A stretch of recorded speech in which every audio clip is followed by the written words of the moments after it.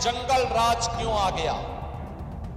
इसके लिए कोई अपराधी है तो कांग्रेस और आरजेडी बराबर की अपराधी है।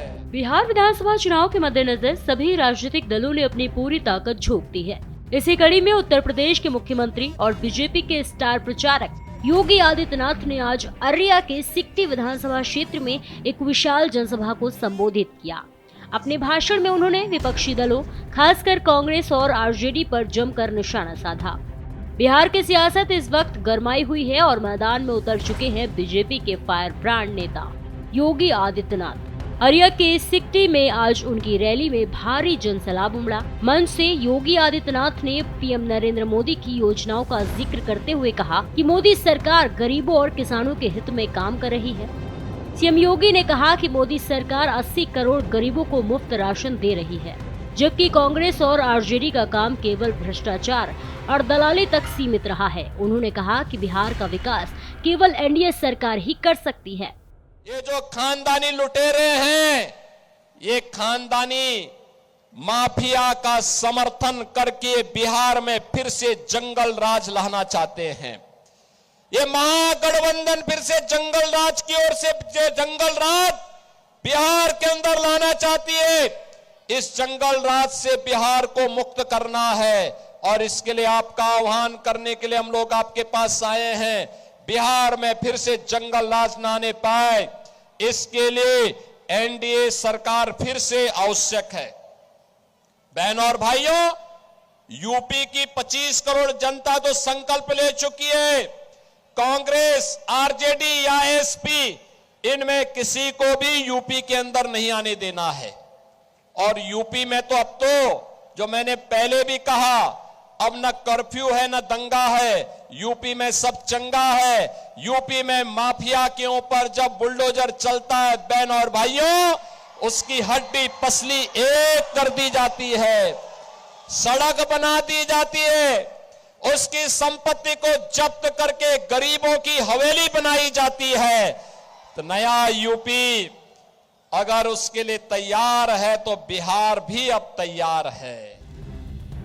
सीएम योगी ने विपक्ष पर तीखा हमला बोला। उन्होंने कहा कि यूपी की 25 करोड़ जनता ने संकल्प ले लिया है कि कांग्रेस, आरजेडी या सपा, इनमें से किसी को भी यूपी में प्रवेश नहीं करने देना है। अब बिहार की जनता भी उसी राह पर चलने के लिए पूरी तरह तैयार है।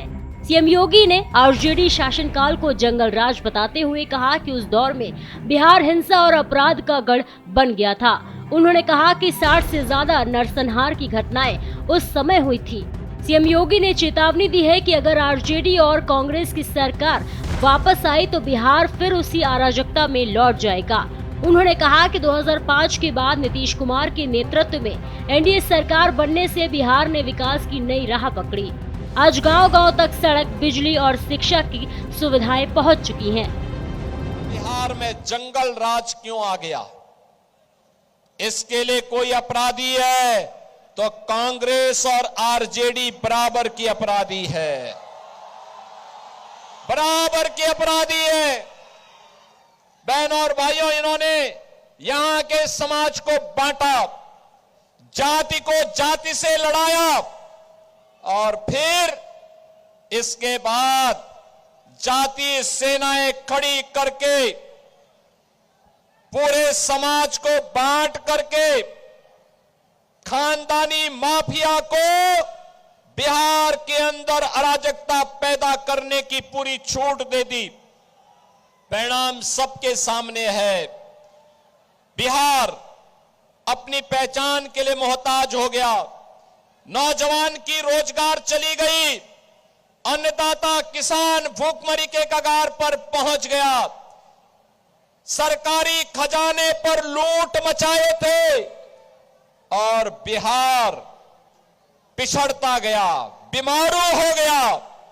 भारत का स्वर्ण युग देने वाला बिहार बीमारू हो गया।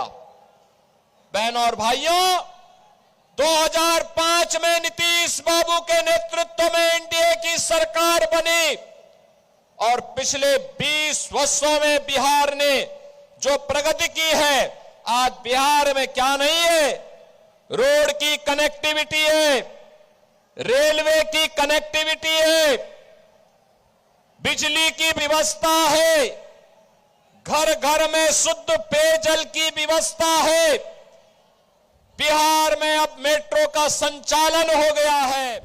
सीएम योगी ने जनता से अपील की है कि वे जंगल राज नहीं, विकास राज को चुने। उन्होंने कहा कि बिहार को आगे बढ़ाने के लिए स्थिर और विकासशील सरकार की जरूरत है और वह केवल एनडीए दे सकता है। बिहार में जैसे जैसे चुनावी तारीखें नजदीक आ रही हैं, वैसे वैसे नेताओं के बयान और सभाओं की रफ्तार तेज होती जा रही है। अब देखना होगा कि जनता इस बार किसके साथ जाती है, विकास राज या फिर विपक्ष के दावों पर भरोसा करती है। फिलहाल के लिए इतना ही। ऐसे ही और भी तमाम खबरों को देखने के लिए देखते रहिए भारत एक्सप्रेस यूपी।